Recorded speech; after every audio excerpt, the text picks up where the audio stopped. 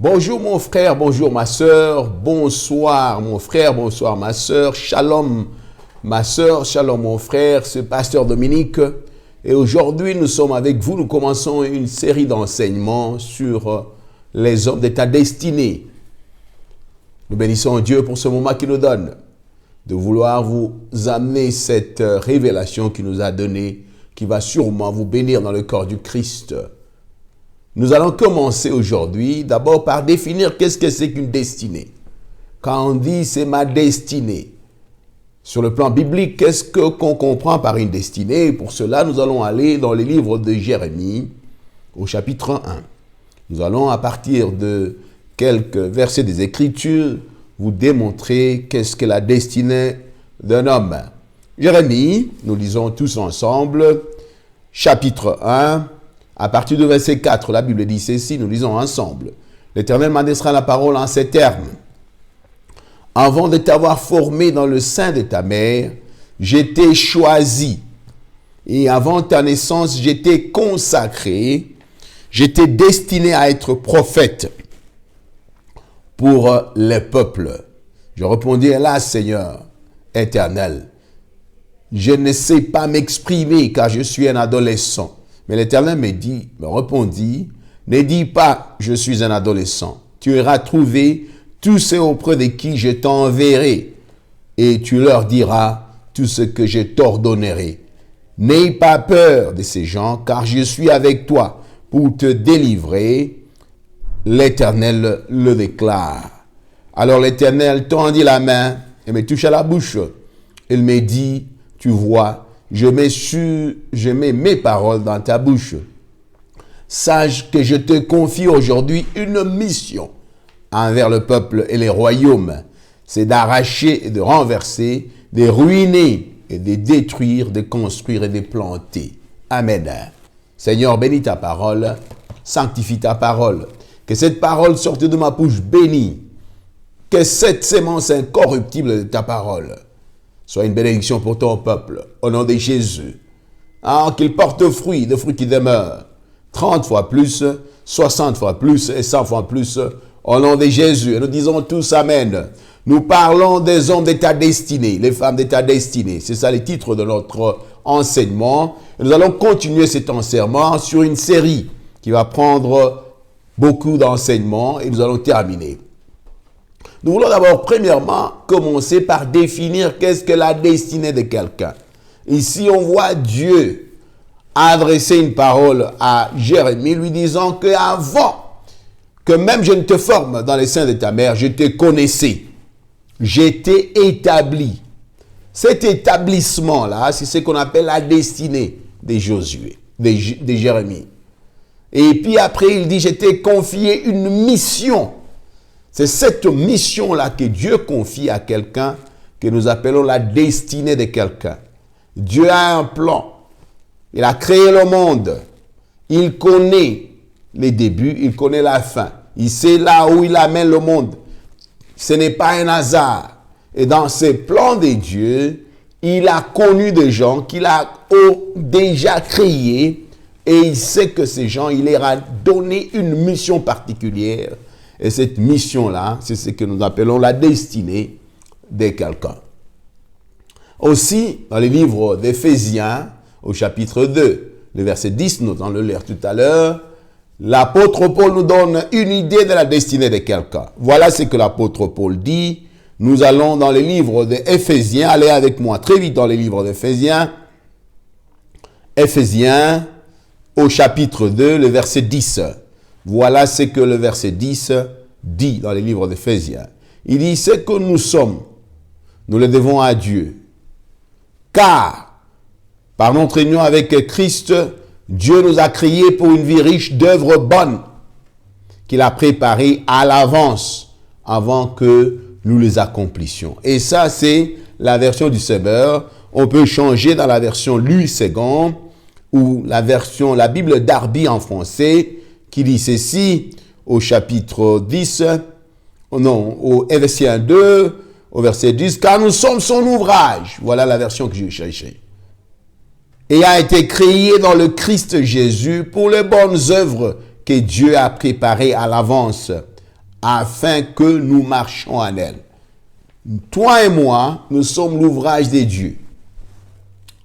Et il nous a créés, il a déjà des bonnes œuvres qu'il a déjà établies avant, et nous devons accomplir ces bonnes œuvres. Voilà ce que notre destinée, c'est d'accomplir les bonnes œuvres que Dieu avait déjà décidées avant les débuts de l'univers. Amen. Amen. C'est ça la destinée de quelqu'un. Et quand maintenant, Dieu t'amène dans le monde pour cette destinée, il y a des hommes qu'il met autour de toi pour t'aider à accomplir cette destinée.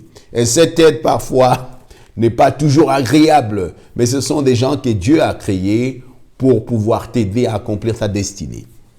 Et pour cela, nous allons utiliser des caractères bibliques. Et aujourd'hui, nous avons commencé avec un caractère biblique que nous appelons Joseph.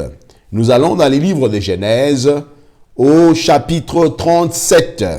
Nous allons voir comment Dieu a fait connaître la destinée à Joseph et quels sont les gens qu'il a mis dans la destinée de Joseph, dans la vie de Joseph pour accomplir cette destinée. Nous sommes dans Genèse au chapitre 37. Et nous allons lire à partir du verset 37. Amen. Genèse 37, nous allons lire à partir du verset 1 plutôt jusqu'au verset 10. La Bible dit ceci, nous irons ensemble avec vous. Et Jacob habita dans les pays où son père avait séjourné, dans le pays de Canaan. Ce sont ici les générations de Jacob. Joseph, âgé de 17 ans, pesait le menu bétail avec ses frères. Et encore jeune garçon, il était avec les fils de Bila et les fils de Zilpa, femme de son père, et Joseph rapporta à leur père leur mauvaise renommée. Et Israël aimait beaucoup Joseph que tous ses fils, parce qu'il était pour lui le fils de sa vieillesse. Il lui fit une tunique bigarrée, et ses frères virent que leur père l'aimait plus que tous ses frères, et les haïssait, et ne pouvait lui parler paisiblement. Et Joseph songea un songe, et le raconta à ses frères, et les haïrent encore davantage. Il leur dit, écoutez, je vous prie ce songe que j'ai songé, que j'ai rêvé. Voici, nous étions alliés des gerbes au milieu des champs, et voici ma gerbe s'éleva, elle se tint debout, et voici vos gerbes l'entourèrent et se prosternèrent devant ma gerbe. Et ses frères lui dirent, est-ce que tu dois donc régner sur nous? Domineras-tu sur nous? Et ils les haïrent encore davantage à cause de ses songes et de ses paroles. Il songea encore un autre songe et le raconta à ses frères. Et il dit, voici, j'ai encore songé un songe, et voici le soleil et la lune, et 11 étoiles se prosternaient devant moi. Il raconta à son père et à ses frères, et son père le reprit, et lui dit, qu'est-ce que ce songe que tu as songé? Est-ce que moi et ta mère et tes frères, nous viendrons nous prosterner en terre devant toi? Et ses frères furent jaloux de lui, mais son père gardait cette parole. Et ses frères allèrent paître le menu bétail de leur père à Sichem, et Israël dit à Joseph, tes frères ne pèsent-ils pas les troupeaux à Sichem? Viens, je t'enverrai vers eux. Et il lui dit, me voici. Père, bénis ta parole. Au nom de Jésus-Christ, nous parlons des hommes de ta destinée. Nous avons défini la destinée et maintenant nous prenons un caractère biblique pour vous montrer les gens que Dieu a amenés dans la vie de Joseph pour accomplir sa destinée. Et quand nous prêchons, quand nous enseignons sur ces paroles, mettez-vous à la place de Joseph.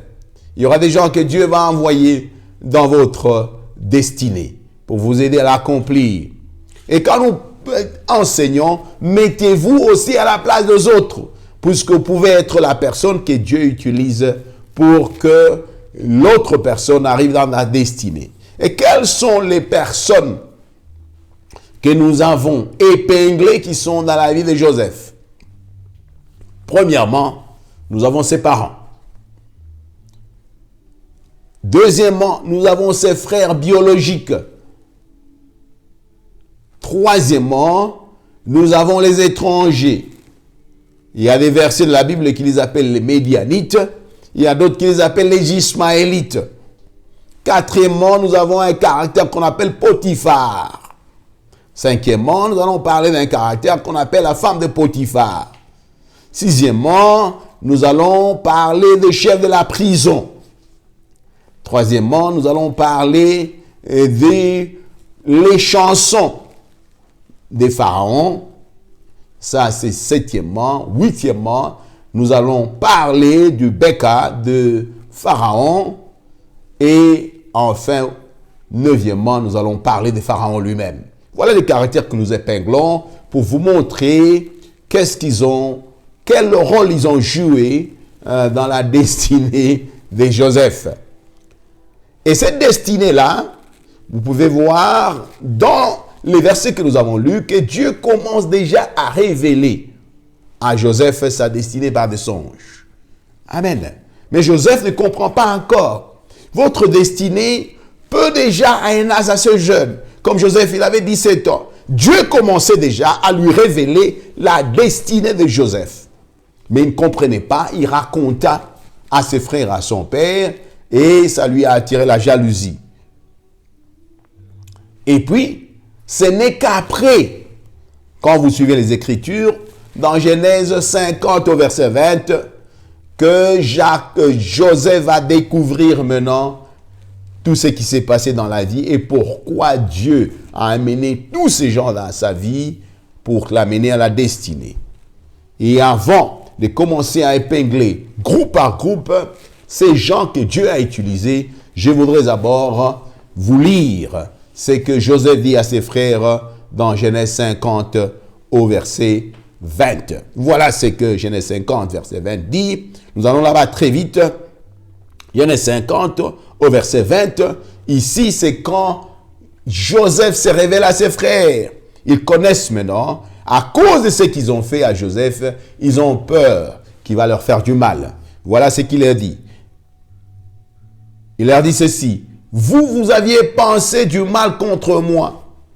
Dieu l'a pensé en bien pour faire comme il en est aujourd'hui, afin de conserver la vie à un grand peuple. Amen. Israël est un grand peuple. Et Dieu voulait conserver la vie d'Israël pendant la famine.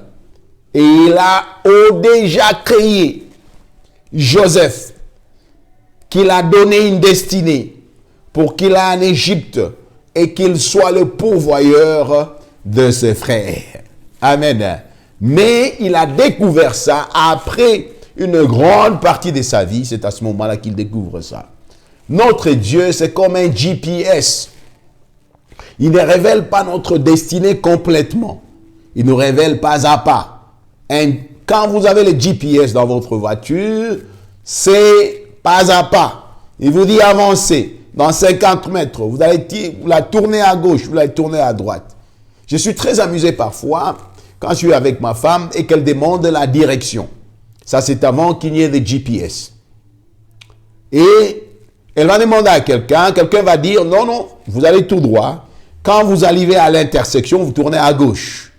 Comptez 4 ou 5 avenues et vous allez tourner à droite. Elle va dire ok, c'est suffisant. Et la personne sera étonnée de lui dire mais madame, vous allez vous perdre. Il dit non, non, non. Quand j'arrive là où vous m'avez indiqué, je vais demander à quelqu'un d'autre. Amen.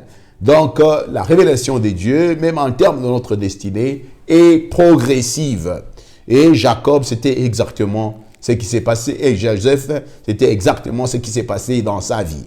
Et aujourd'hui, après avoir défini ce que c'est qu'une destinée, et après vous avoir montré comment Dieu a révélé la destinée à Joseph et le but pour sa destinée, après vous avoir énuméré le groupe de gens qu'il a utilisé dans sa vie, et aujourd'hui nous allons, pendant les quelques minutes qui nous restent encore, aujourd'hui dans cette introduction, parler du premier groupe des hommes de la destinée de Joseph qui étaient ses parents. Amen. Et ici particulièrement, vous voyez qu'on ne parle pas beaucoup de sa mère. Mais la mère lui a donné la vie. Vos parents, mes parents, tes parents sont des personnes de notre destinée. Nous ne les avons pas choisis. Dieu nous les a donnés comme une bénédiction. Il n'y a personne qui peut venir au monde s'il n'est pas né d'une femme. Il n'y a aucune femme, à l'exception de Marie, la mère de notre Seigneur Jésus-Christ, qui peut concevoir ça qui est la contribution d'un homme. Donc Dieu va utiliser un homme, Dieu va utiliser une femme pour vous amener dans le monde. Parfois, vous pouvez ne pas les connaître. Même maintenant, quand on fait des bébés fivettes, on a toujours besoin d'un homme et d'une femme pour donner les spermatozoïdes et pour donner l'ovaire, pour que la personne vienne au monde. Et aujourd'hui, nous allons parler particulièrement de ce que Jacob a joué comme rôle dans la destinée de Joseph. Ici, quand nous parlons de Jacob, vous qui me suivez maintenant pouvez être des Jacob pour votre fils qui est un Joseph. Et vous autres qui me suivez, vous pouvez être des Joseph. Et vous avez des Jacob comme parents pour vous amener dans votre destinée. Un père. D'abord, on voit ici que la Bible dit Jacob aimait Joseph. C'est la première obligation que nous avons comme père. D'aimer nos enfants. D'aimer. Et c'est là il a manifesté cet amour. Cet amour n'est pas seulement resté un amour théorique. Il a manifesté. La Bible dit, et donne une raison particulière, puisqu'il est né de sa jeunesse. Mais en manifestant cet amour, Jacob lui a fabriqué une robe multicolore. Et quand on parle de plusieurs couleurs, c'est sûrement toutes les richesses que Dieu a mis dans son cœur qui étaient exprimées dans cette robe. Cette robe distinguée, Joseph. On pouvait voir de loin, voilà Joseph dans sa robe. Et je suis convaincu qu'il était fier de cette robe, puisque cette robe lui est venue de son père. Parents, père, aimez vos enfants, exprimez votre amour. J'ai un souvenir assez vif dans mon esprit, dans ma mémoire. J'étais encore à l'école primaire, je me rappelle.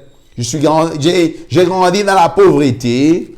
Je n'ai pas eu l'occasion, comme mes enfants aujourd'hui, d'avoir quelque chose, de l'argent à l'école pour s'acheter des biens. Et pendant la récréation, je voyais d'autres personnes pouvaient aller acheter des choses.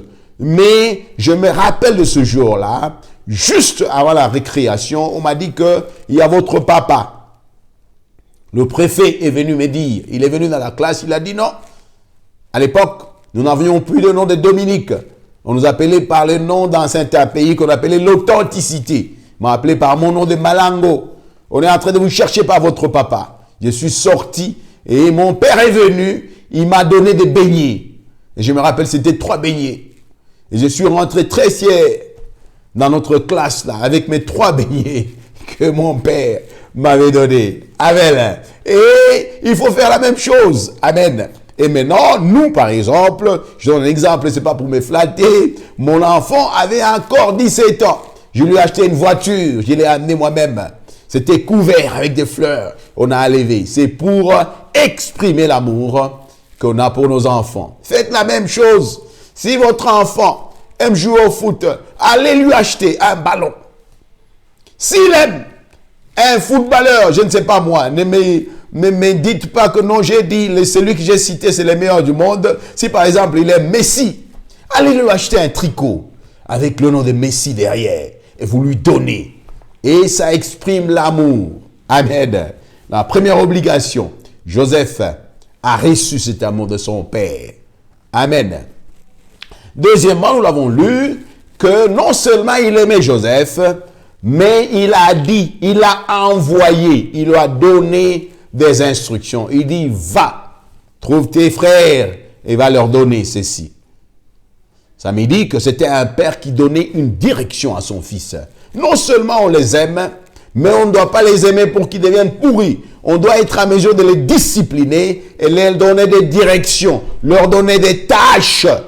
Amen. Selon leurs aspirations. Je vois ça en deuxième. C'est-à-dire qu'il était un parent qui était à mesure d'envoyer son fils et aussi de les discipliner. Troisièmement, je remarque dans le passage que j'ai lu, la Bible dit, quand il leur a raconté le deuxième rêve, il dit que j'ai vu le soleil, la lune et vous tous. Il a repris. Amen. C'est-à-dire qu'il était un papa qui pouvait discipliner son fils. Il a dit, qu'est-ce que tu racontes? Est-ce que moi et ta mère et tes frères, nous allons nous prosterner vers toi? Il a repris la discipline. Nous devons être à mesure de discipliner. C'est pourquoi dans le livre de Proverbes, on dit que si vous ne faites pas le fouet à votre enfant, vous risquez de le perdre. C'est pour dire, non seulement le fouet, le taper physiquement, on parlait ici de la discipline.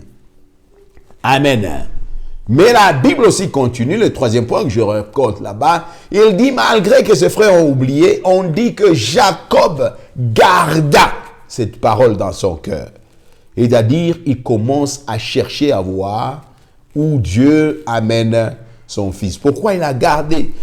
Même s'il s'est fâché, même s'il a repris, il a compris que c'est probablement une parole prophétique qui est liée à la destinée de l'enfant.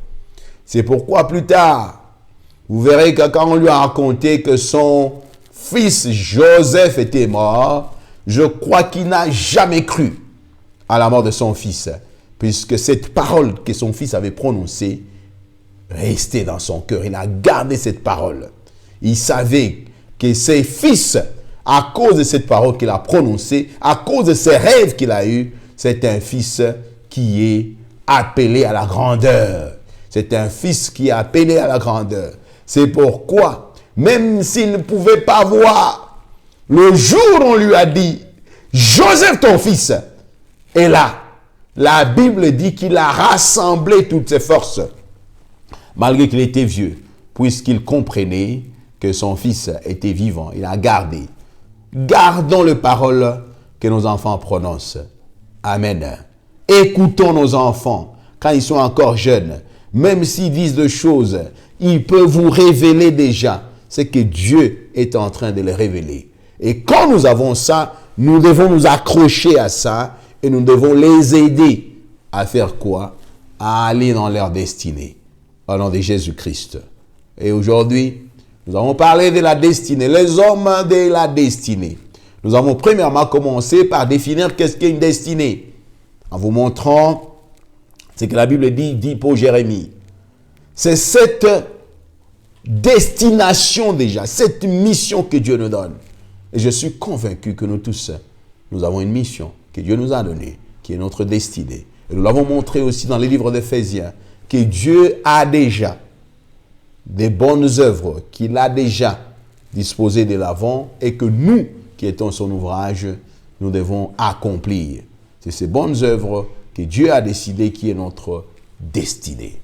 Et nous avons dit pour cela, dans ces plans de Dieu, Dieu va vous donner des gens qui feront partie de votre destinée. Et pour commencer cette série d'enseignements, nous commençons avec un caractère biblique qui est Joseph. Et nous avons appelé les 9 catégories de gens qui sont les personnes de la destinée de Joseph. Aujourd'hui, nous avons commencé avec ses parents. Et nous avons développé les caractères de père. Au nom de Jésus. Que Dieu vous bénisse abondamment. Et restez aux aguets. Et nous allons continuer encore ces enseignements. Au nom de Jésus-Christ. Amen.